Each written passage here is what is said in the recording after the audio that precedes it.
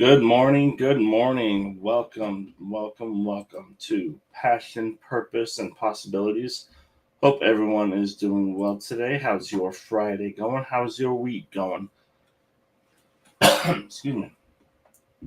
I always get this cough the last couple days. It popped right up just as I'm about to go live. But oh well. So hope everyone's doing well. What have you been doing today? What has your week looked like? How are you going to finish this week off strong? What are you doing today and tomorrow to make next week better?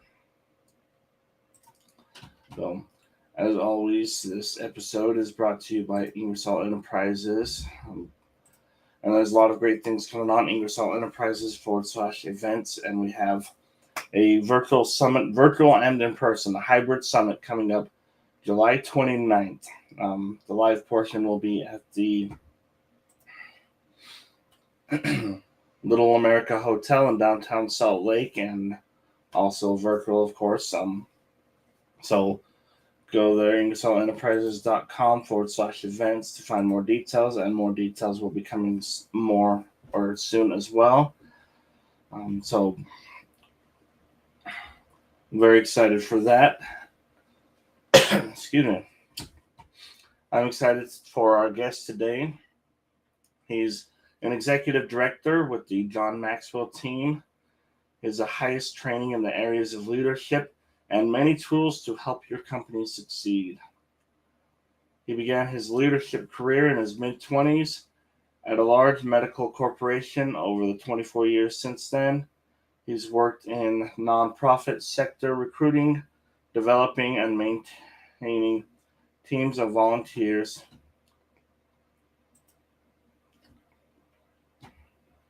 Excuse me. Come on.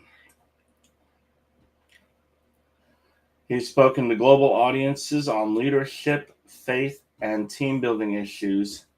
Been married to his wife, Jennifer, for over 25 years and has 3 amazing children whom he loves dearly. When not speaking and training on leadership, he enjoys camping. Ooh, we got a lot of common there. Trying new recipes and volunteering with several nonprofits.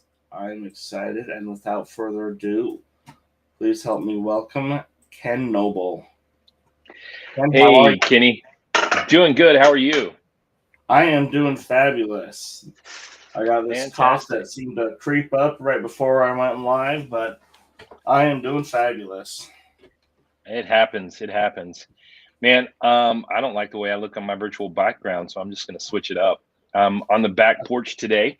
I've got to take my daughter to work here in a little bit, so I decided to do it from the home instead of the office. So I hope that's okay with your viewers. I hope they're not too professional that they can't handle a little from home interviews. Nope, nope. I'm in my home office every week mostly, so Yeah. it works. And I like right off the start how you decided to change it up when it felt for you, even as something as simple as your background. You didn't ask permission Yeah. from anyone else or whatever. You're just like, this doesn't feel right for me. I'm gonna mix it up. Yeah, well, I just, I want to present myself in the best light possible, and so um, I don't have a green screen here on the back porch, and so it just didn't look right, and you know, so well, I'm really excited. Thank you for giving me the opportunity to be here. I was challenged by one of my mentors to be on 100 podcasts this year to just to add value wherever I go to serve people and to get my story out. So that's kind of why I'm here. So I'm gonna take my readers off. I'm not reading anything. Awesome, I love it. Um, so yeah, let's start off with what drew you to the John Maxwell team. Oh my gosh. Well, that's an easy answer with a little bit of a backstory. John Maxwell was the first personal growth and development book that was given to me by one of my mentors, gosh, probably 25 years ago, 20 something years ago. And it was the 17 Laws of Teamwork. And man, I was enamored by it. So I started buying as much John Maxwell as I could. started buying Ken Blanchard books, Malcolm Gladwell. I mean, just a plethora of anybody in leadership that I could 25 years ago, and started listening to podcasts. And so there came a time in my career where I was kind of a self-made man. I didn't have the college education. I didn't have the seminary degree. I was in pastoral ministry for a long time. And my direct report asked me, he goes, Ken, you know, what would you do for yourself? What ways can you improve yourself? And I'm like, well, dude, I read books all the time. I mean, what more do you want? But I got to thinking about it. I was like, it'd be really cool to have some certifications to hang on my wall. So I was thinking about marriage counseling certifications. But for me, my niche and my real gift and strength has always been leadership training and development. And I'd heard about the John Maxwell team. And so I looked into it and decided that was what I was going to do. My wife and I prayed about it, and I took the plunge and invested the money that I didn't have. And in August of 2017, I was certified. In March, no, it's probably closer to June of 2018, I joined the mentorship program. And then I think it was in March of 2019, I jumped into the executive director program. And so, yeah, I launched my business in 2017, went full time in 2019. And so it's kind of how I got connected with John Maxwell team. That's awesome. I love that.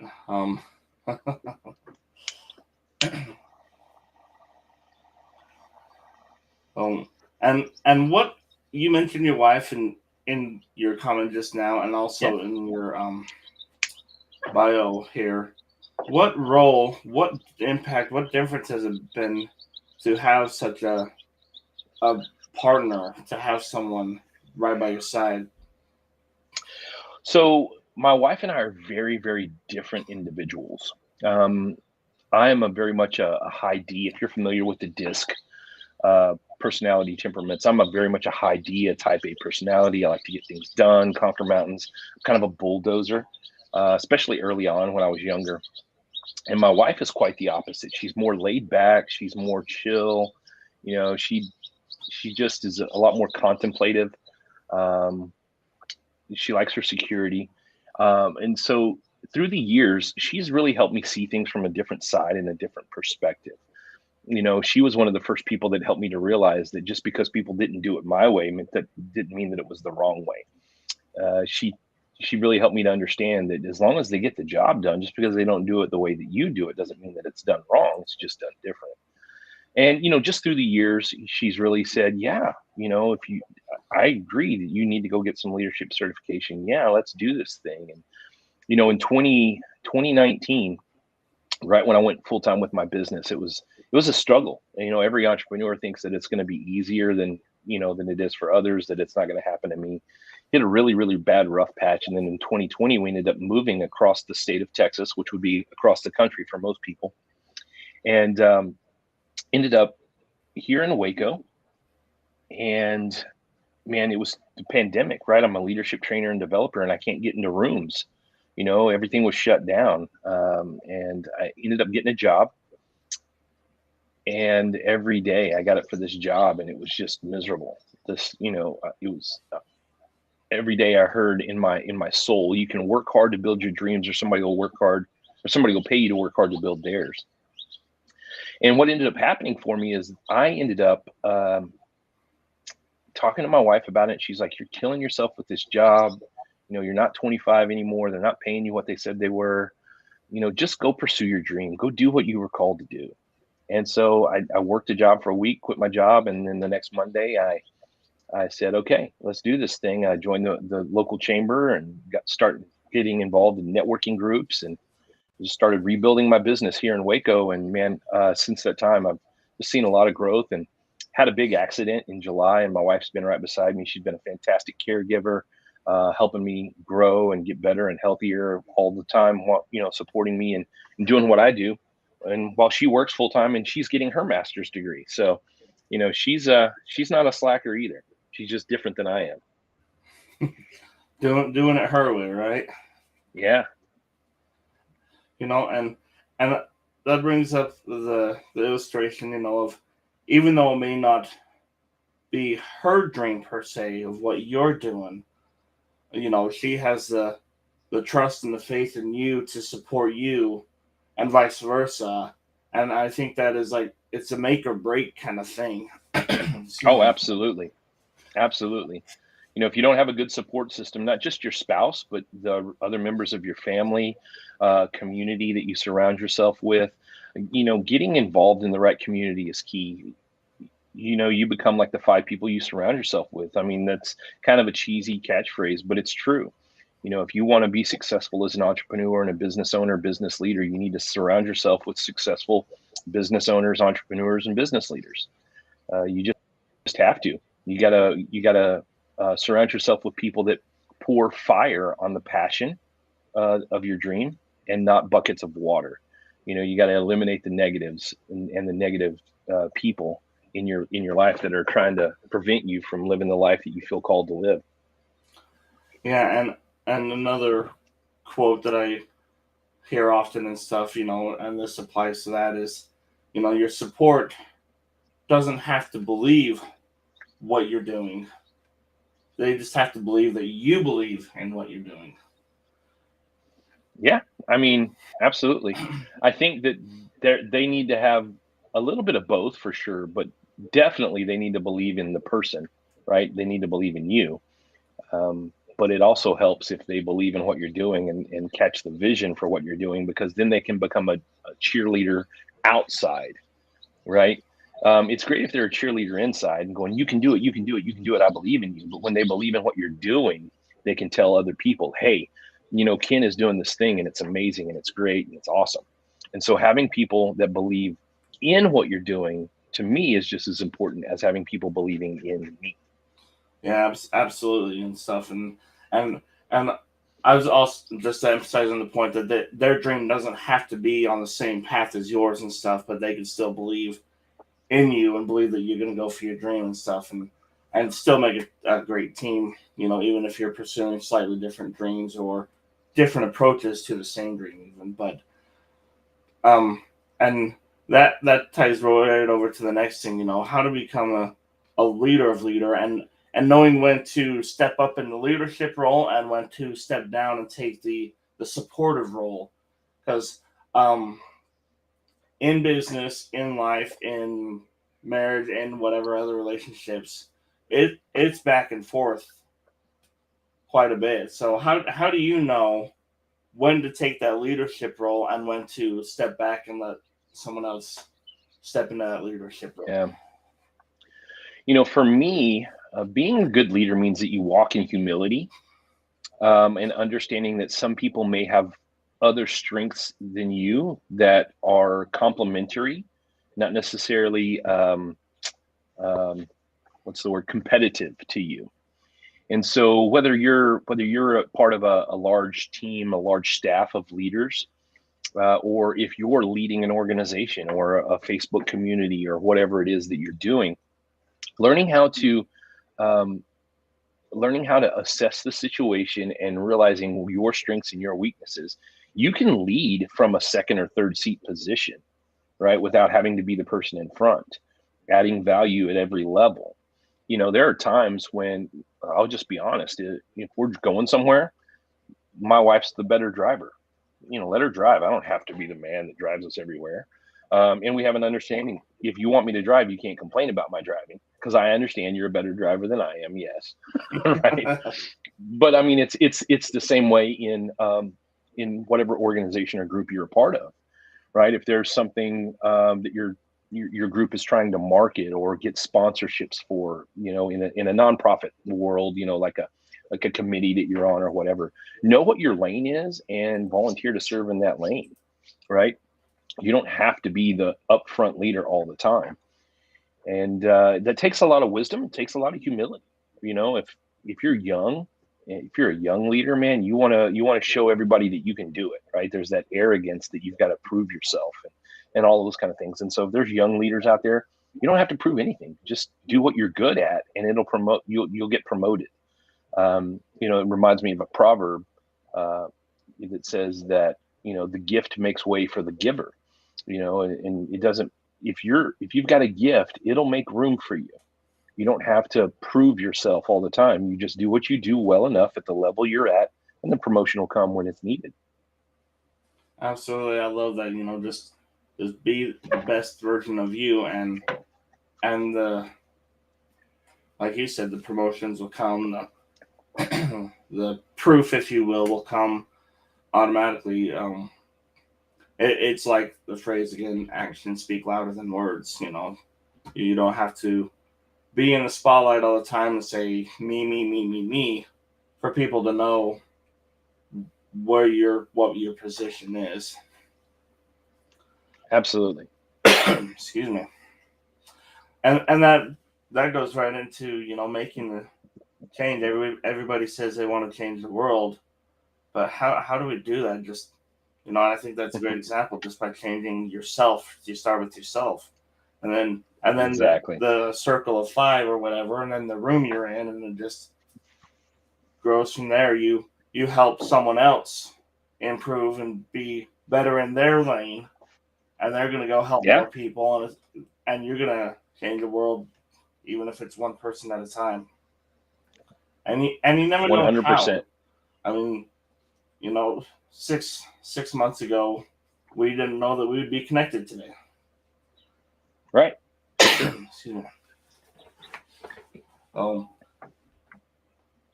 what there are several different types of leaders, and we covered this a little bit. And how do you know what kind of leader you want to be, or you are, or where your lane is? Because when you start in the role of leadership or start in anything, Yeah. you think your lane is over here, but as you go, you Yeah. find it might be a little bit over to the left, or a little bit Yeah. narrower, or even a little bit broader. Yeah. I think that's a multifaceted question. Are you hired into this leadership position? Because if so, you've kind of got this expectation, and you're starting out at the base level of leadership where you're a positional leader. People follow you because they have to, right? And you kind of have to gain influence and work your way up the 5 levels of leadership that John Maxwell talks about. Are you familiar with those? Have you heard about those, I the have, five yeah. levels of leadership? Yeah. And so, it's you start off at the positional level, then you get to the permission level where people follow you because they want to.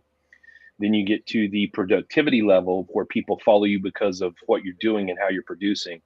Then the next level is people development, right? Where people follow you because they know that you're going to develop them and equip them and empower them. And then finally, number 5 is the pinnacle level. And very few people ever reach that, but that doesn't mean that you shouldn't attempt it. And so that's kind of understanding that anytime you step into a leadership role, you're starting at level 1, and anytime you move to a different organization, you're always starting at level 1. But there's different types of leaders that you can take some assessments online where you can discover if you're a transitional leader, you're a champion leader. They've got all these different little things. There's the personality temperament test that I use in my coaching programs, where I do growth assessments utilizing the DISC. Are you familiar with DISC, Kenny? I've heard of it, but please remind me. Yeah. Yeah. So basically, the DISC is one of the oldest personality assessment tools. It's been around since the 1920s. It's one of the foremost utilized assessment tools in companies and organizations. There's a lot of different ones out there. Most of them can trace their roots back to the DISC. Some people take the DISC assessment and then give it their own spin. Maybe it's what type of pie are you, or there's just all kinds of ones out there, but they're pretty much all rooted in the DISC. And the DISC is basically, there's 4 personality types. You have the D, which is the driver and the dominant personality style. You've got the I. These are the includers and the influencer styles. You have the S. These are the stable and secure styles of people. And you've got the C's. These are the correct and compliant styles of people. And within who you are and the way you're made, you have all 4 of these temperaments. Some are just higher than others, and depending on what job you have, what it is that you're working on, your wiring kind of takes precedence. And so For me, last time I took one, I was a DC, which means I'm very task oriented. I like procedures. I like to do things, certain ways. I like systems and approaches, but I also like to make quick decisions. I don't need a ton of information to make that decision. And so other people, they're just opposite wired. So like an S is kind of opposite of a D. They like the more secure roles. They like consensus. They want to make sure that everybody's okay with what they're doing. They're a little bit more passive aggressive. They're not quick to move, and then you've got the I style, which is the opposite of the C style. I's typically are very outgoing, super social. They love people. They want to include everybody. Whereas a C style, they're kind of more introverted, a little bit more data collecting, and so all of that works into play as to kind of what your strengths are and how you lead. Another great tool is the Strength Finder assessment. Basically, it gives you the top 5 strengths that you have out of like a huge list of like 35. And that goes back to the, work from your strengths zones, and that'll help you find your sweet spot. So, I mean, there's all kinds of things out there, and if people are interested in a growth assessment, I mean, I offer that. They can reach out to me, and I can definitely help them, kind of discover the way they're wired and what their strengths are and ways that they can grow and how they fit in with teams, how they communicate. That growth assessment report's really, really all inclusive in a lot of ways. It's why I use it with all my coaching clients. Awesome. And do you find that changes based on time and age and growth and circumstance? Absolutely. I mean, we're fluid creatures, right? We're always bringing in new information, processing it, adding it to what we know. We're growing in wisdom. We're learning from our mistakes. We're failing forward. And so early on, when I was younger, I was definitely a high D. Didn't work on any of my weaknesses. I just made things happen. Over the years, I've grown in wisdom. I have a lot more understanding. I'm a lot more soft. I'm a lot more inclusive. Right. I recommend that people take a DISC assessment about every 3 to 5 years. And if you transition to a new job, take one after the first year, because when you step into a new role, things change and different aspects of your personality have to come to the forefront. A prime example is I have a company that I'm working with, and I've been working with them for several years, and we're going through a second round of leadership training. They've added some new leaders in some different roles. One lady was promoted to a different role than what she was in, and her DISC profile is similar, but definitely different than what it was 2 years ago. She stepped into more of a supervisory role, and so her includer, her influencer aspect of her personality has really risen to the top, and it's now her forefront, which before it was not even one of her top 2. It was, she had some of that, but it wasn't one of her major attributes to her personality. That's a great example, and I've find that as you get yourself out of your comfort zone, you constantly not, I want to use force, but for lack of better words, force change sometimes, or force things to fall differently than they would have excuse me, otherwise. Like, for example, for me, when I started this show, I was very, very timid, very afraid of my camera and my microphone. Oh yeah, I still have a little bit of that in there, but 2 years into the show, it's no big deal anymore. But that brought up a whole nother level of discomfort and leadership and getting other people to get out of their comfort zone and step into those different roles and embrace them as who they are. So it's okay that they change, and you don't always have to be the same as you were 20 years ago. You as long as you're true to you evolve, you develop, you grow, and that's okay. A lot of people are still stuck in that. Well, what will they think of me? Or they might not like this if I do this, or things like that. So how Yeah. do you help people with that, with the fear of what people think, and also the imposter Yeah. syndrome when it comes to stepping into leadership roles? Yeah. So, a lot of that is just dealing with the mindset and where their mindset is rooted in. Like, what is it? Why are you afraid of what people think? What's that rooted in? Where did that fear come from? Right. A lot of the coaching is really just asking questions and making people do some deep dives into their own psyche, into their subconscious, bringing it forward into consciousness, and understanding that, what, that was in the past. This is a new me. This is a different me, and I can move forward. And, because ultimately, if they're not paying your bills, why does it matter what they think about you? You know, if they're not, I mean, there's 7 billion people on the planet, right? And if 50 people don't like you, there's 6 billion 999 million, right? 999,990 950, people that will have the potential to like you.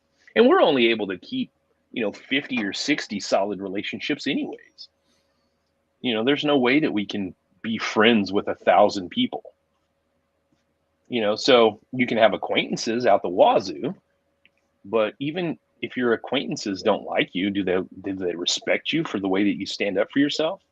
That's important. I don't necessarily care if you like me, but I do want you to respect me because I'm stand my own ground, if that makes sense. Yeah, I want you to respect my boundaries. absolutely, and respect the fact that you are being true to yourself. If Yeah. and it's okay for, like you said, for people not to like you or to accept you. It's like, that's unfortunate, but I'm going to move on. Yeah. And in some I mean, areas it's harder than others, but or maybe the relationship has to grow, whatever that is, yeah. work, personal, business, acquaintance, whatever.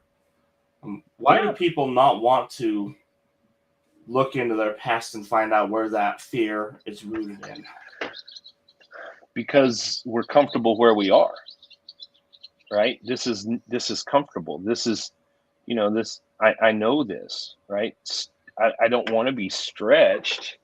Yeah, I don't want to be uncomfortable. And sometimes looking back into your past and remembering how you were picked on in school, or how you failed a major test, or you know your spouse left you, or whatever, it makes us uncomfortable to revisit the past, because we feel ill-equipped to process the past, right? Because we know we can't change it, right? Uh-huh. And so we just go, well, it happened, and I'm just going to stuff it and try to forget about it. But there's always something that you can learn from your past, right? There's things that I can learn about, podcast interview like this one, like even today, there's some things that I learned about, you know, different things. It's like, so going back and always evaluating your day, your week, your month, your year, um, evaluating and looking at it, it's not a bad thing, right? You have to know where you've been in order to know where you're going, right? That's part of your story. Your story has power, and so we want to capitalize on that, and we want to understand what our roadblocks are, our obstacles. Where do our ants come from? Those automatic negative thoughts, because we all have them, right? What are our ants rooted in? How can I quit? How can I stop these ants from coming to my picnic that I call my life? I Because like that. I want to enjoy my life, right? I want to enjoy my life. I want to enjoy the banquet that is before me without these automatic negative thoughts coming in and trying to rob and steal. And for me, as a person of faith, I'm constantly think of things from a biblical perspective and the biblical worldview. And it's the enemy that comes to steal and kill and destroy. And a lot of times the enemy has taken up roots in our past, and it affects our outcomes and our belief in our future and our ability to come back and live the things that we're called to live and do. So for me, um, gosh, I don't even remember what the question was. Why do we not like to go back and do that work? Is because it makes us uncomfortable, and we don't, as humans, we don't like to be uncomfortable. We like to be comfortable, but your growth is just outside your comfort zone. Yeah, absolutely. And you mentioned that your past and your thoughts have power and stuff, but we often um,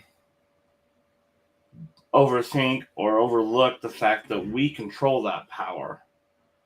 So if we let our past have the power to control us, then we're giving it that power. We're giving that power to our past. Yes, We're, and a lot of it is subconscious, right? We subconsciously cause ourselves to fail because we're afraid to fly, right? We're afraid that if we fly that we're going to fail, so we abort the flight plan before we ever even take off the ground, right? We're afraid to see the what ifs scare us, and so we stay comfortable. In coaching, in my coaching trainer said that we call that the terror barrier, right? Because what happens is when we encounter the terror barrier, our subconscious says, "Oh, you can't do this," and so our subconscious becomes like this thought of, "Oh, I can't do this," and so our thoughts turn into actions, and our actions turn into results. So you literally have to rewire your subconscious because your subconscious just takes in everything that it's ever been told and believes it is truth. You're not good enough, you're not smart enough, or you'll never do this, or go get a real job, or whatever, right? Our subconscious says, oh, that's truth. Our conscious maybe go, no, that's not true, I can do this, but we don't necessarily believe it. So what you have to do is you literally have to go back and rewire your consciousness. So an example from my life, if you don't mind me sharing. Go for I feel like I'm talking way too much. So, but from my life, when I was still involved in ministry, I was second guessing a lot of things that were going on in my life. And my coach at the time said, I just felt like I wasn't producing what they wanted. And my coach was like, why do you think that? And I was like, well, I don't know. And I listed all the things. And he goes, well, do you have any proof to the contrary? I was like, oh yeah, man, I'm always producing results. I'm always surprising them with what I do and how I make it happen, all that stuff. And he goes, so you're a producer then, aren't you? And I was like, oh, absolutely. He goes, so why are you worried about whether or not you feel like they're in alignment with your productivity? I was like, I don't know. And so I started telling myself I'm a producer every day. I'm like, I'm a producer. I get things done. And all of a sudden, those I literally had to just almost turn that into a mantra to help me overcome this fear that I wasn't delivering what they wanted, even though historically I was an amazing producer. I was breaking through walls. I was doing things. I was growing stuff. I was creating new endeavors and really just surprising everyone around me. But because there was a shift, my subconscious told me that I'd failed and I wasn't doing a good enough job. That's why they shifted me from one position to another. And so I had to wrestle with that, right? We all have to wrestle with those automatic negative thoughts and call them out as lies, recognizing that they're lies, and then speak the truth over and over and over and over again until that becomes the truth that our subconscious hears more than the lies. Absolutely, and sometimes they're not even lines. It's just outdated. And I'll give you an example. 20 years ago, 30 years ago, whatever the timeline, VHS was the bomb diggity. It was It the beat out top of Beta. the line. And if you say that, it's not a lie per se. It's just an outdated statement. And some Yeah. of those things are also outdated. Yes, this happened. This is who you were back then, or this is what happened then. And then, like you said, recognizing where the real truth is and where those ants are, and because sometimes it gets so muddled and blurry and mixed up and stuff that you got to really, are these really my thoughts, or are these something that I let someone put in 15 years ago or whatever, you know? So, and does it apply to me today like it used to, you know? Yeah. Excuse me. Another analogy that I love is this little story. Someone was cooking ham, and they cut the ends off the ham, and they called their mom. Mom, why do we cut the ends off the ham? I don't know. It's the way I've done it. Grandma did it for years while I was young. Okay, Grandma, why do we cut the ends off the ham? Oh, it just didn't fit in my pan. Yeah. You know, so it was applicable and made sense at the time for Grandma, but as things develop and you get a bigger pan, you get a bigger, better mindset and stuff, it's not applicable anymore. You know, so you got the power to go back and see where you're at, be honest with yourself, see where you're at, and make those changes. And okay, this is not me anymore. This is who I was. This is what I've learned, but this is not me anymore. This is who I am now. So thank you for sharing that and bringing that up. Yeah, man, I love those analogies and that stories you share. That's great. Oh, yeah, thank you. You mentioned the coaching that you do. Where can people get a hold of you? Mm-hmm.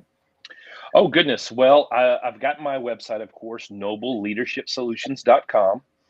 But the quickest way to reach me is probably through Facebook and, Instagram, Twitter, those kind of things. I mean, you can do it through the website, but who uses websites anymore? We just kind of have it as a static space in the atmosphere, right? But yeah, I post a lot on Facebook. I have a complimentary leadership mentorship group in Facebook that you and your audience are more than welcome to be a part of. I'm launching a mastermind soon, but you can find me on almost every social media platform at the Ken Noble, TheKenNoble.